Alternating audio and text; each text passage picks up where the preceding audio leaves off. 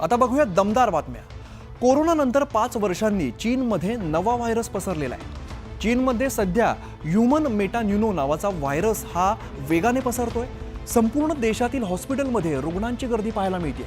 या गर्दीचे व्हिडिओ सध्या सोशल मीडियावरती व्हायरल झाल्याने जगभरामध्ये पुन्हा एकदा चिंता वाढली आहे। कोविड-19च्या 5 वर्षांनंतर चीनमध्ये पुन्हा एकदा नवीन विषाणूचा संसर्ग पसरतोय। याची लक्षणंही कोरोना व्हायरस सारखीच आहे। या नव्या विषाणूचं नाव ह्यूमन मेटान्युमो व्हायरस असं आहे, जो आरएनए विषाणू आहे। वाहणारं नाक, खोकला, धाप लागणे, घशाचा संसर्ग, शिंका येणे, ताप आणि अंगावरती चट्टे ही या विषाणू संसर्गाची लक्षणं आहे। त्याचा सर्वाधिक परिणाम लहान मुलांवरती होत असून 2 वर्षांखालील मुलांना सर्वाधिक त्रास होतो। कोरोनानंतर अवघ्या 5 वर्षांनी आलेल्या HMPV याने लोकांचं टेन्शन वाढलेलं आहे। HMPV या व्हायरसने चीनमधील नागरिक चिंतेत आहेत। हॉस्पिटलमध्ये रुग्णांची संख्या वाढत असल्यामुळे आरोग्य विभागाकडून सुद्धा चिंता व्यक्त केली जाते। लोकांनी सातत्याने मास्क वापरावा, सातत्याने हात धुवावेत असा सल्ला आरोग्य विभागाकडून देण्यात आला आहे। हा विषाणू पसरल्यानंतर चीनने अनेक ठिकाणी आणीबाणी जाहीर केल्याचा दावा सुद्धा करण्यात येतो। खंडणी प्रकरणी CIDच्या अटकेत असलेला आरोपी वाल्मिक कराडला कोर्टाने चांगलाच दणका दिलेला आहे। पोलीस कोठडीत मदतनीस देण्याची मागणी त्याने कोर्टाकडे केली होती, पण कोर्टानेही त्याची मागणी फेटाळून लावली। वाल्मिक कराड सध्या CIDच्या कोठडीत आहे। खंडणी प्रकरणी त्याची CID कडून चौकशी केली जाते, पण आता पोलीस कोठडीत असताना त्याने खासगी मदतनीस देण्याची मागणी केली होती। आपल्याला स्लीप ॲपनिया नावाचा आजार असून त्यासाठी पोलीस कोठडीत एक खासगी मदतनीस ठेवण्याची परवानगी मिळावी अशी कराडने मागणी कोर्टाकडे केली होती, पण ती मागणी कोर्टाने फेटाळून लावली आहे। कराडला झालेला आजार हा गंभीर असून त्यामुळे झोपेत श्वास घ्यायला त्रास होतो। झोपेमध्ये श्वास घेण्यास अडथळा निर्माण झाल्यास ऑक्सिजन पुरवठा खंडित होतो, त्यामुळे रुग्ण झोपेतच गुदमरू शकतो। या आजारामध्ये ऑटो CPAP मशीन मास्कद्वारे लावण्यात येतं। या मशीनमुळे झोपेत श्वासोश्वास सुरळीत राहतो, ऑक्सिजनचा पुरवठा नियमित होतो। हे मशीन चालवण्यासाठी कराडने खासगी सहाय्यकाची मागणी केली होती, पण खासगी व्यक्तीला कोठडीत ठेवू शकत नसल्याचं सांगत कोर्टाने ही मागणी फेटाळली आहे। शासकीय व्यक्ती सहाय्यक म्हणून मिळेल असं कोर्टानं म्हटलंय। बीडचं पालकमंत्री पद अजित पवारांकडे देण्यात येणार असल्याची सूत्रांची माहिती आहे। पालकमंत्री पदावरून धनंजय मुंडेंचा पत्ता कट झाल्याची सूत्रांची माहिती आहे। पंकजा मुंडे यांना देखील पालकमंत्री पदापासून लांब ठेवण्यात येणार असं सूत्रांनी माहिती दिली आहे। तर बीडच्या पालकमंत्रीपदी अजित पवारच असणार अशी सूत्र माहिती देत आहेत। बीडमधील मस्साजोगचे सरपंच संतोष देशमुखांच्या हत्या प्रकरणानंतर बीडमधील कायदा सुव्यवस्थेच्या प्रश्नावरून विरोधकांनी रान उठवलंय। खंडणी प्रकरणी धनंजय मुंडेंचे निकटवर्तीय वाल्मिक कराडला अटक झाल्यानंतर मुंडेही विरोधकांच्या निशाण्यावरती आले। धनंजय मुंडेंना बीडचं पालकमंत्रीपद देऊ नये अशी मागणी केली जाते। सर्वपक्षीय विरोधानंतर आता बीडच्या पालकमंत्रीपदाबाबत महायुतीतच तोडगा निघाल्याचं बोललं जात आहे। राज्याचे उपमुख्यमंत्री अजित पवार बीडचे पालकमंत्री होणार असल्याचं जवळपास निश्चित झालंय। त्या ठिकाणी पालकमंत्री कोण नेमाचा अधिकार त्यांच्या पक्षाचा आहे, त्यामुळे त्या पक्षाने निर्णय करायचा आहे। महायुतीच्या मुख्य नेत्यांनीच बीडचं पालकत्व घ्यावं अशी मागणी विरोधकांनी केली। जर सरकारने अजितदादांनाही निर्णय द्यायचा निर्णय घेतला असेल तर तो चांगला निर्णय होईल। एकदा ते पालकमंत्रीपद दादांकडे आले की दादांना कळेल की या जिल्ह्यात काय काय झालंय मागच्या 5 वर्षात। दादांनी जर स्वतः पालकमंत्रीपद घेतलं तर मी त्याचं कौतुकच करीन आणि त्यांचं स्वागतही करीन। अजित पवारांच्या हाती बीडची सूत्र गेली तरी इथले माफिया आणि गुंडगिरीचा बीडमोड करण्याचं आव्हान त्यांच्या समोर असणार आहे। इकडे बीडच्या मस्साजोग प्रकरणामध्ये वाल्मिक कराडच्या अटकेनंतर सुरू झालेलं राजकारण अजून काही थांबायचं नाव घेत नाहीये। एकीकडे कराडच्या चौकशीतून नवीन माहिती समोर येते, तर याच वेळेला आता महाविकास आघाडीने धनंजय मुंडेंच्या राजीनाम्याची मागणी लावून धरल्याचं पाहायला मिळत आहे। वाल्मिक कराडच्या अटकेनंतर धनंजय मुंडेंच्या राजीनाम्याची मागणी केली जाते। मस्साजोग हत्या प्रकरण आणि त्यात मुंडेंचा कट्टर कार्यकर्ता असलेल्या वाल्मिक कराडच्या अटकेनंतर आता काँग्रेस खासदार प्रणिती शिंदेंनी धनंजय मुंडेंच्या राजीनाम्याची मागणी केली आहे। 100% झालाच पाहिजे। जर ते ह्या प्रकरणात पूर्ण प्रकरणात ते आहेत असं दिसून येते एकंदरीत। याचवेळी महायुतीच्या नेत्यांकडूनही महाविकास आघाडीची मागणी नाकारली जाते। मी राजीनामा द्यावा तर का द्यावा याचं काहीतरी कारण लागेल। या कुठल्याही प्रकरणामध्ये मी ना आरोपी आहे ना माझा या प्रकरणाशी कुठलाही अर्थार्थी संबंध आहे। धनंजय मुंडेंना राजीनामा देणं अपेक्षित आहे का सर? एवढे आरोप होतात। SITची चौकशी अहवाल येऊ दे, मग निर्णय होईल। मुंडेंच्या राजीनाम्याची मागणी मान्य होणार की नाही हे अस्पष्ट असलं तरी सध्या मुंडेंचं बीड जिल्हा पालकमंत्रीपद मात्र धोक्यात आलंय। महायुती सरकारमध्ये मंत्रीपद न मिळाल्याने नाराज असलेल्या छगन भुजबळ यांनी शुक्रवारी शरद पवारांसोबत एकाच वाहनामधून प्रवास केलेला आहे. त्यामुळे कार्यक्रमाच्या निमित्ताने एक साथ असलेल्या पवार आणि भुजबळांमध्ये नेमकं काय बोलणं झालं अशी चर्चा आता सुरू झालेली आहे. पण या निमित्ताने पवारांचं प्रॅक्टिकल आणि रिअलिस्टिक राजकारण अधोरेखित झालंय. पुण्यातील चाकण बाजार समितीत महात्मा ज्योतिबा फुले आणि सावित्रीबाई फुले यांच्या पुतळ्याचं अनावरण करण्यात आलंय. यावेळेला शरद पवार आणि छगन भुजबळ एकाच व्यासपीठावरती उपस्थित होते. यावेळेला शरद पवारांनी कार्यक्रम पत्रिकेवरती काही मजकूर लिहून ती कार्यक्रम पत्रिका शेजारी बसलेल्या छगन भुजबळ यांना वाचायला दिली. शरद पवारांनी जे लिहिलं होतं ते छगन भुजबळांनी वाचलं सुद्धा.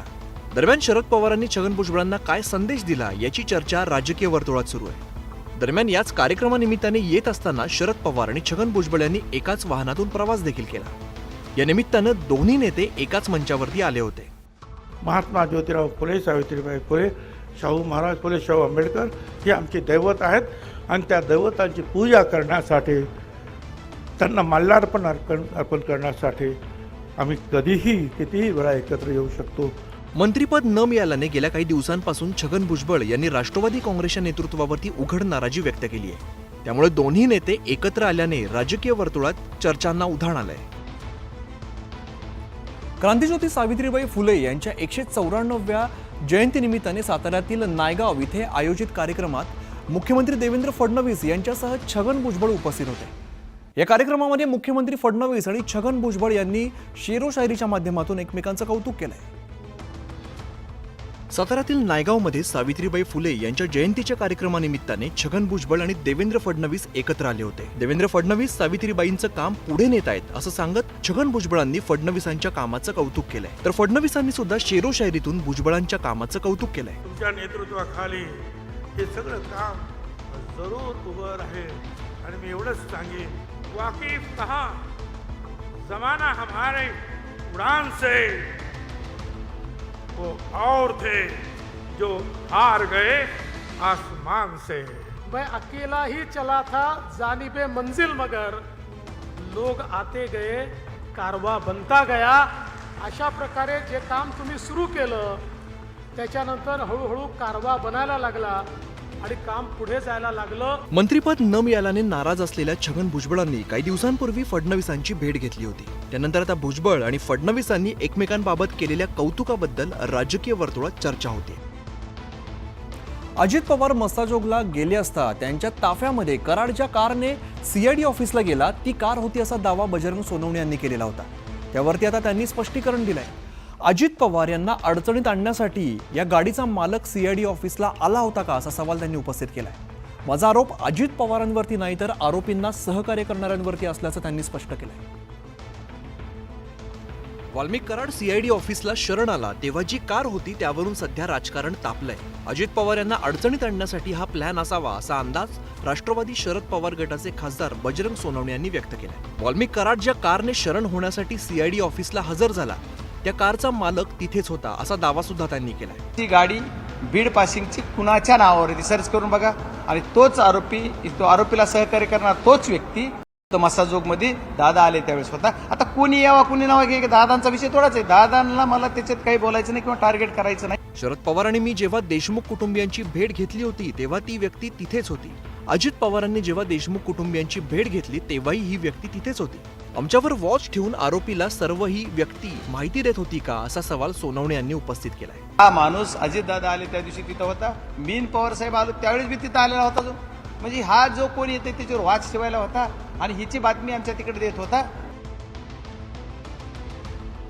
कल्याणच्या तिसगाव प्रवेशद्वारासमोर विठ्ठलवाडीकडे जाणाऱ्या मार्गावरती शुक्रवारी संध्याकाळच्या सुमारास अपघाताची घटना घडलेली आहे.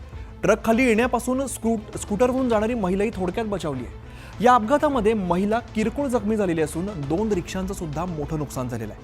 अपघाताची ही घटना सीसीटीव्ही कॅमेऱ्यामध्ये कैद झाली आहे. कल्याण पूर्वेकडे असलेल्या तिसगाव विठ्ठलवाडी रोडला वाहनांची नेहमीच वर्दळ असते. अशातच इथल्या रस्त्यावर एक ट्रक विरुद्ध दिशेने आला. यावेळी रस्त्यावर स्कूटरवरून जात असलेल्या महिलांना ट्रकने धडक दिली. यातील एक महिला तर ट्रकच्या खाली येता येता वाचली. सुदैवाने या दोन्ही महिला या अपघातातून बचावल्या.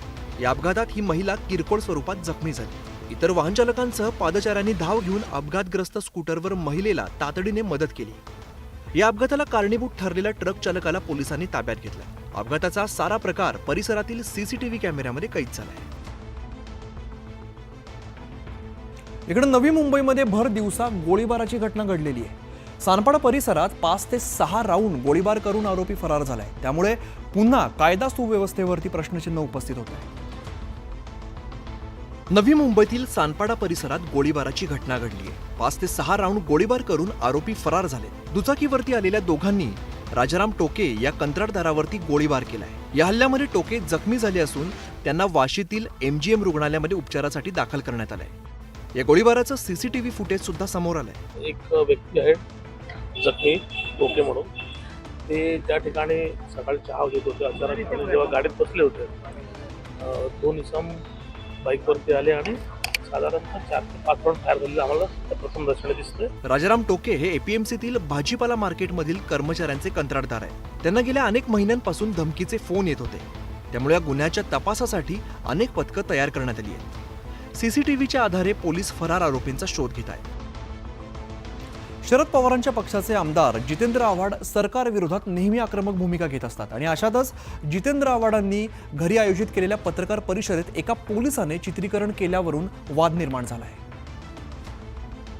जितेंद्र आव्हाड यांनी त्यांच्या ठाण्यातील निवासस्थानी पोलिसांनी वॉच ठेवल्याचा आरोप केलाय.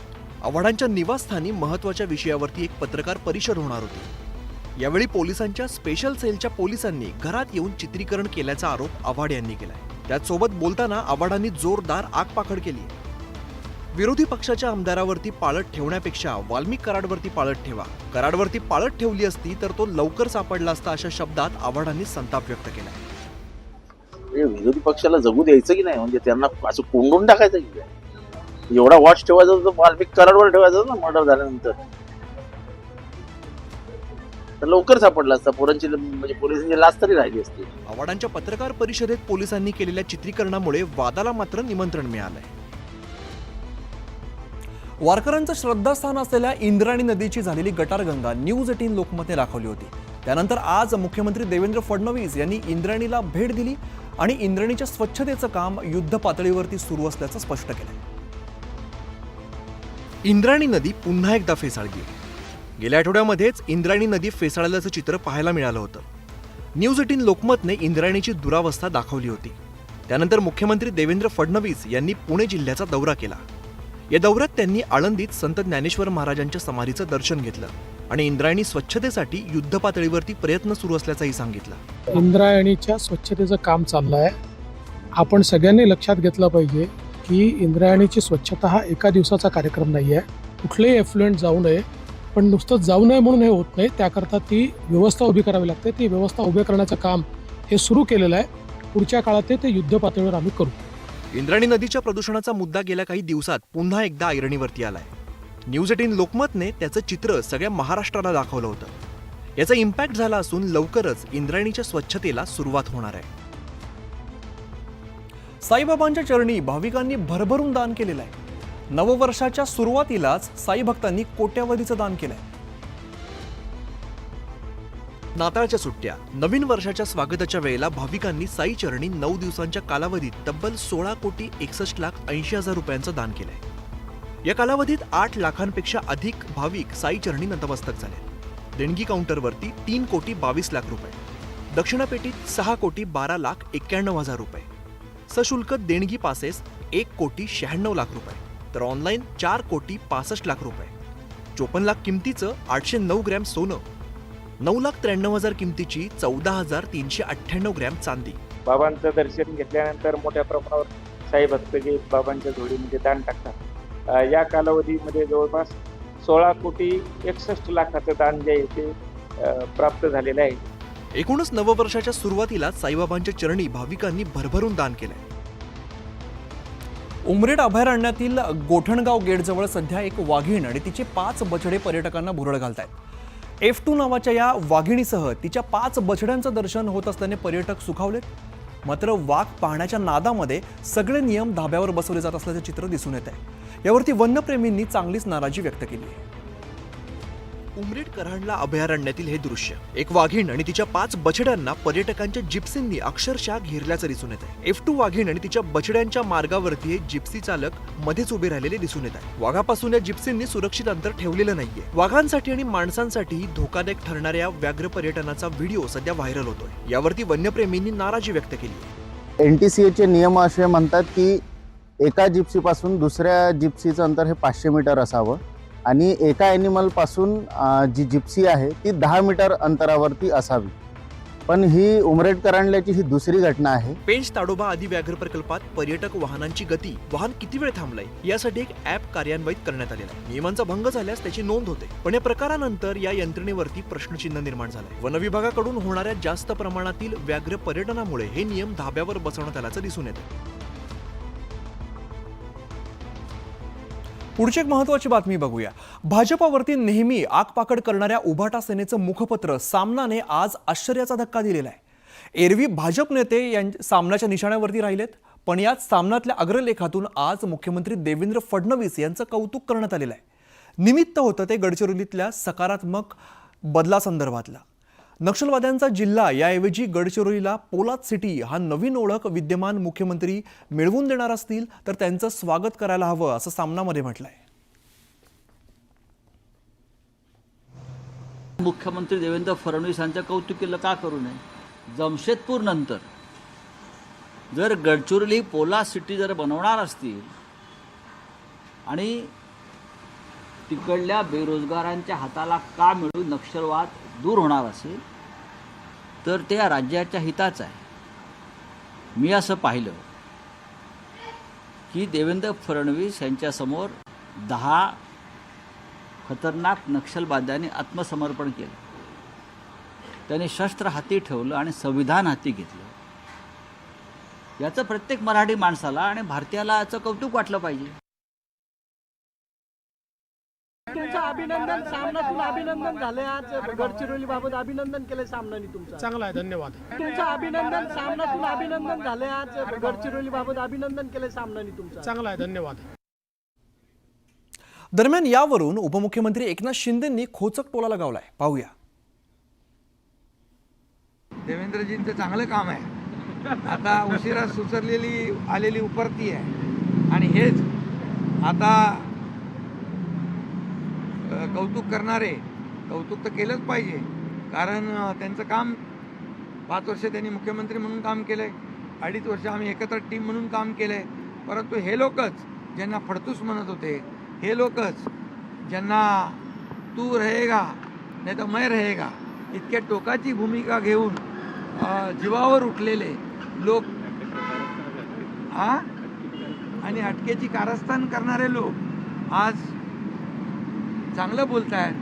हा एक चांगला बदल आहे आणि चांगली उपरती झालेली आहे. उशिरा सुचलेलं शहाणपण आहे. सध्या रील बनवण्याचं तरुणाईमध्ये चांगलंच फॅड आहे. कधी आणि कुठे रील बनवायचं याचं तरुणांना बऱ्याचदा तारतम्य राहत नाही. कोल्हापुरातल्या जिल्हा परिषदेच्या शाळेत सिंघमच्या डायलॉगवरती रील बनवण्याचा प्रकार उघडकीस आलेला आहे. करवीर तालुक्यातील दऱ्याचे वडगावमधील माजी विद्यार्थ्याने हा प्रताप केलेला आहे. शाळेचा वापर रीलसाठी झाल्यामुळे संताप व्यक्त होतोय. अभिनेता अजय देवगणच्या गाजलेल्या सिंघम सिनेमावर आधारित डायलॉगबाजीवर करण्यात आलेलं हे रील. सिंघम सिनेमातील विलन जयकांत शिकरेंच्या भूमिकेप्रमाणे या रील मधल्या एका तरुणाची यानंतर या रील मध्ये अवतारतो तो बाजीराव सिंघम. मग सुरू होते डायलॉग बाजी. जानता भी है तू मेरे को? हाँ, मेरे पावर को जानता हूं.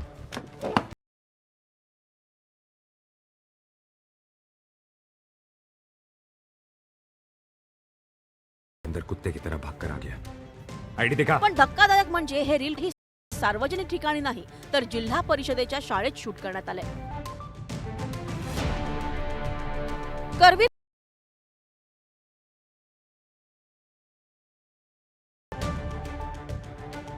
या रीलसाठी शाळेतील खुर्चीवर लाथ मारण्याचा प्रकार करण्यात आलाय.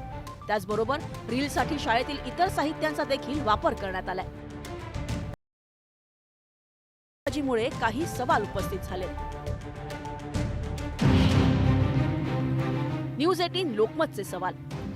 एखाद्या शाळेत अशा प्रकारे रील शूट करण्याची परवानगी कोणी दिली? शाळेत हे रील शूट करताना कोणीच कसं अडवलं नाही? विद्यादान शाळेतील साहित्यांवर लाथ मारणं शोभतं का? ज्या ठिकाणी शिक्षणाची मुळाक्षरं गिरवली त्याच शाळेत अशा प्रकारचं वागणं तरुणांना शोभतं का? असे एक ना अनेक प्रश्न या निमित्तानं उपस्थित होत आहेत. एकीकडे जिल्हा परिषदेच्या शाळांमध्ये सुरक्षेसाठी सीसीटीव्ही बसवले जात असताना दुसरीकडे शाळेचा वापर रीलसाठी झाल्यानं संताप व्यक्त केला जातोय. शाळेत रीलबाजी करणाऱ्यांना कायद्याचा धडा गिरवायला लावण्याची गरज आहे. Bureau report, news 18 Lokmat. Inspector Bajirao, वो सब राउंड पे गए. बुलाना उसको.